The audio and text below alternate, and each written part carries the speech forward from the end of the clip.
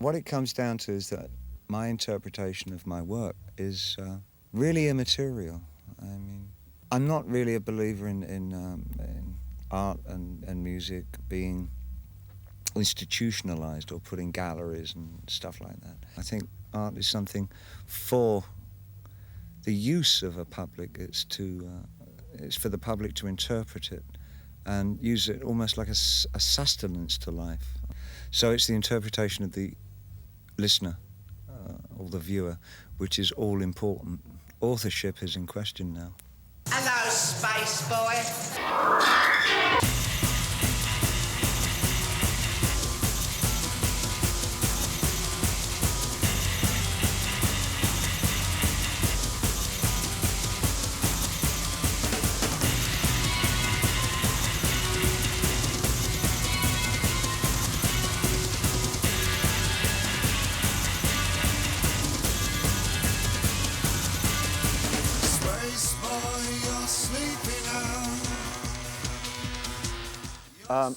What Brian and I found that we were doing initially in March of '94 when we were looking for grist for the mill is dealing with all the subjects that interested us at that time. For my part, it was things like the re-emergence of neo-paganism and ritual body art and fragmentation of society, which is an ongoing thing that I've never moved away from.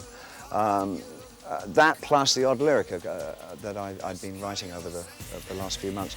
And all these things sort of became the fodder for what we were doing. And once we started actually evolving the piece, we realized that we had formed some kind of narrative, loose, very loose, non-linear narrative with this small cast of characters. And there was a thread of a story that kept running into conflicts, like real life. There were no tidy endings, no tidy beginnings, and the whole thing was very messy. And we thought, well, that's as it should be, let's not clean it up. But it did give us the impression that this was an open-ended vehicle, that it would be, what a great thing it would be to keep working on these things right the way through to the end of the century and have more or less a kind of a diary ourselves in music and texture of what it felt like to be around at the end of the millennium. It would be so, wow, I mean, what an accomplishment, you know? And let's do it before anybody else does.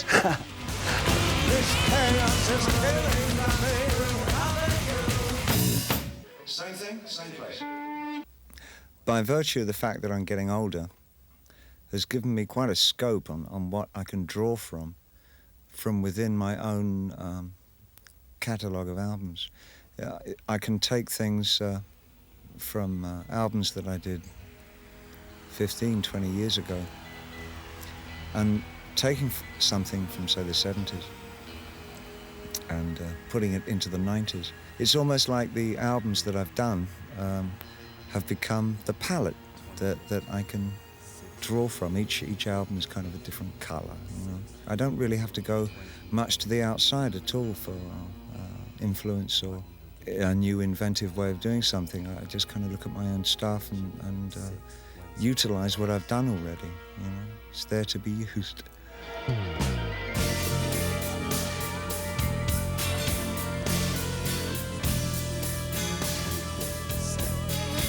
There's a similarity in the sense of, there's a kind of angst that was in the late 70s albums. There's the dysfunctional city from Diamond Dogs makes a kind of an appearance. There's the mythical beast in the character of the Diamond Dog, but which is now reformed as the Minotaur. These set, almost signature things that I've written about over the years that are recontextualized now that they're put into this current piece that I've done with Brian. It's kind of exciting getting them all to where they're all speaking different languages. It's like these people have been away and they come back and they're Italian or something. They're Italian, but actually in this case they're from New Jersey. New Jersey.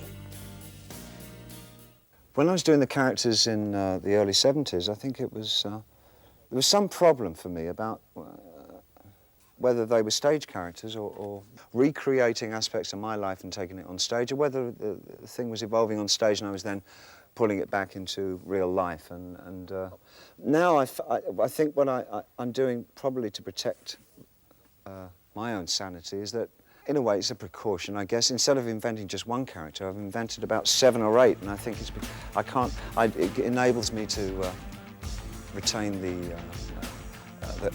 guise of an author, but at least I don't identify with them. They sort of remain plastic, malleable creations that I can probably go with and take somewhere else on further albums. So there's a sense of distance now, and I like being in the situation of narrator, author. I think there's probably I'm more comfortable there than actually inventing and being any of the characters that I create.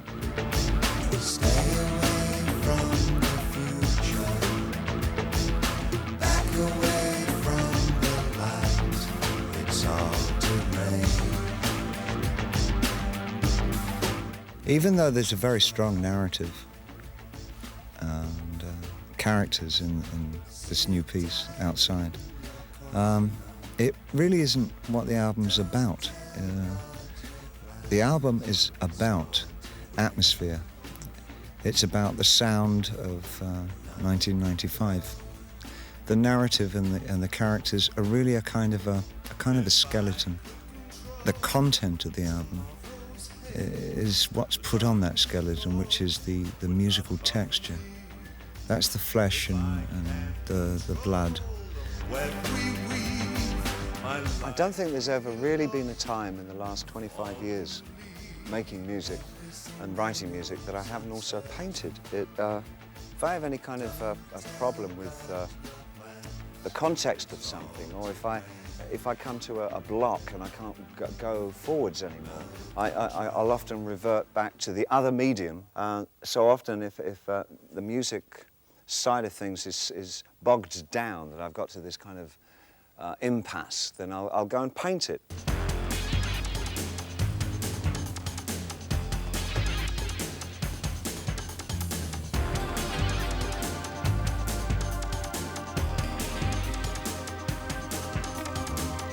You don't come to the end of a painting, you come to a point where you know you have to stop. And I think the great artists know where to stop, and those of us that are kind of tagging on behind, sometimes we go just a bit too far and you destroy the whole thing. We don't do quite enough and it's a bit weak. That's what it's like being a visual artist.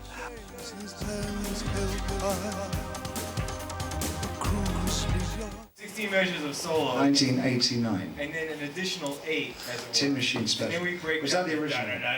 The original. Snare. Because it was pretty much an experiment in its own time, in its own way, in its own nature. I think a Tin Machine probably embodies some of the best and some of the worst. It was the best of times, it was the worst of times. Sort of the work that I've done over the last 10 years anyway. It had extraordinary high points and some real downers.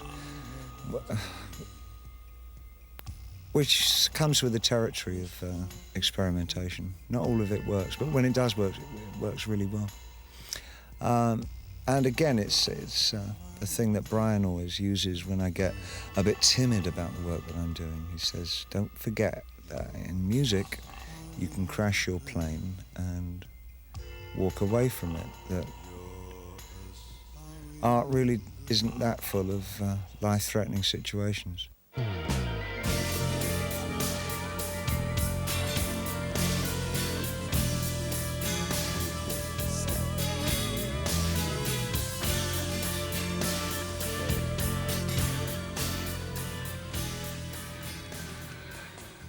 What Brian brings to a situation is a very sophisticated sense of analysis.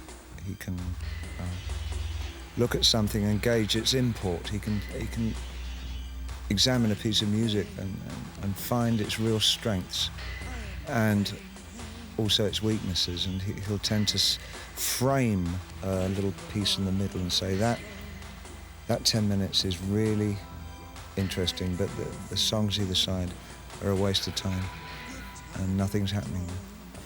But his conceptual abilities, that when he brings those into a work situation, are really a help to the creative aspects of what you're doing.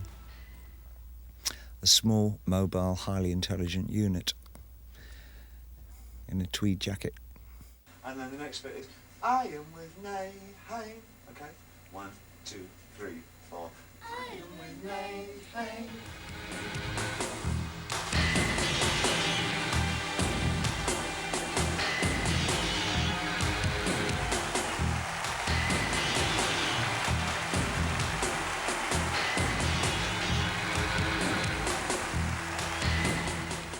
A lot of the recording situation for Brian and myself is sort of a what-if kind of situation. It's like there's a lot of play involved with what we do. And unless you have musicians who are completely in tune with that, it can produce great hostility in the studio, which is something that did happen in the late 70s when we worked together. A couple of the guys in our band at that time found what Brian and I wanted to do kind of stupid and childish, and I guess they were probably right, but it produces great results. And this time around, I purposely chose musicians who would feel at ease in a kind of a slightly humorous situation. Mike Garson, of course, is from the Aladdin Sane period of my work, and was always a really out there, fairly eccentric musician. I had Erdal Kizilcay, who's a Turkish musician who I've worked with over the last 5 years, playing bass and keyboards. Reeves Gabrels from Tin Machine. Sterling Campbell was the drummer, who was also the drummer on Black Tie, White Noise, and subsequently is now working with Soul Asylum, so I'm afraid we've lost him for the tour. And we had Carlos Alomar, who worked almost continuously with me, off and on, since 1973. Oh, Patty, I think I've lost my way. What a fantastic death act. Patty, what a fantastic death act. The song itself, Heart's Filthy Lesson, because it's made up of juxtapositions and fragments of information, doesn't have a straightforward, coherent message to it. In fact, none of the album has any message.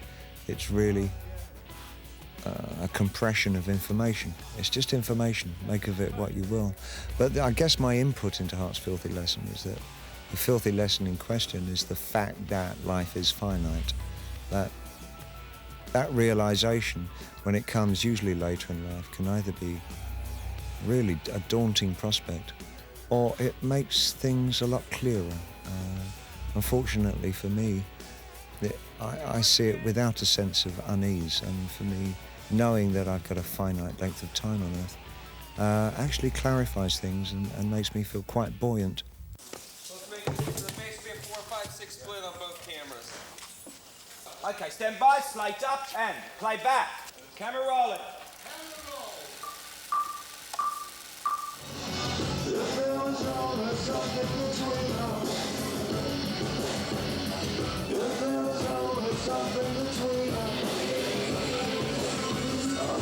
A showreel is like a tape that shows a director's work, what he's been doing over the last couple of years.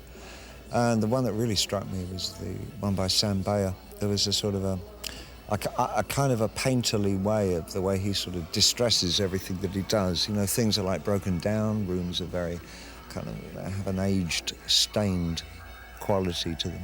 And when I got to meet him, a lot of it became clear why his stuff looks like it does. He was a painter for 8 years, and he brings that sensibility to his work. So the very loose storyline was a group of young artists creating a Minotaur out of cast human parts and a bull's head.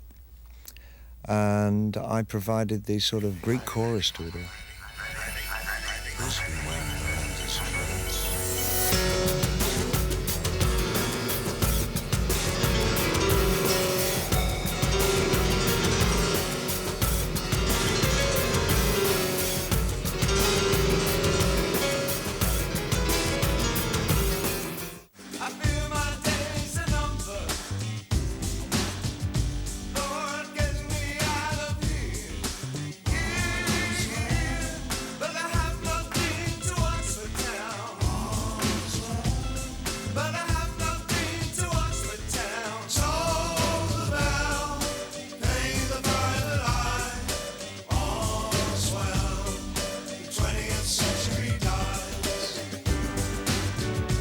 This is your shadow on my wall. This is my flesh and blood. This is what I could have been. I haven't toured since 1990, so I guess it's a big deal for me. I think the adventure of it for me is I'm not doing any so-called hits. I'm wary of saying that it's got lots of obscure songs in it. But the truth of the matter is that they're more obscure than anything else. Things like, well, My Death is a song that I haven't done since 1973. I think it was the last time I did it. Andy Warhol I'm doing, which I've never done on stage. Same with things like Teenage Wildlife, The Man Who Sold the World.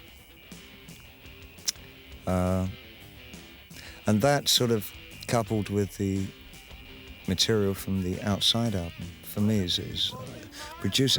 They kind of work together so well, those particular pieces.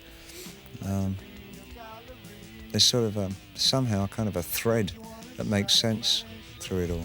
And you all looks a screen hanging on my wall.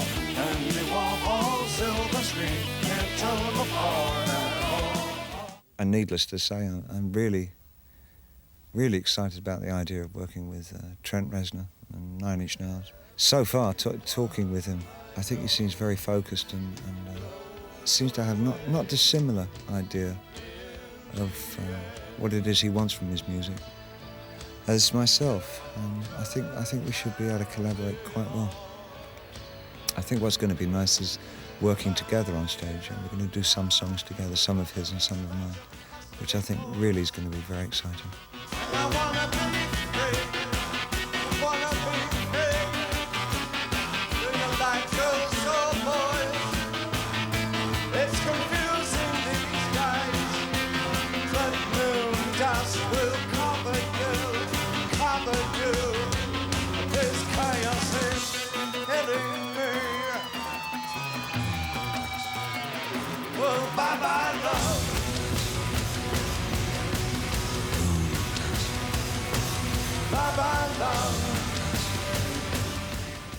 I can't remember who said it, I wish I could, but it's something to the effect of that religion is for people who believe in hell, and spirituality is for people who've already been there. And, you know, I got that going for me, so that's nice.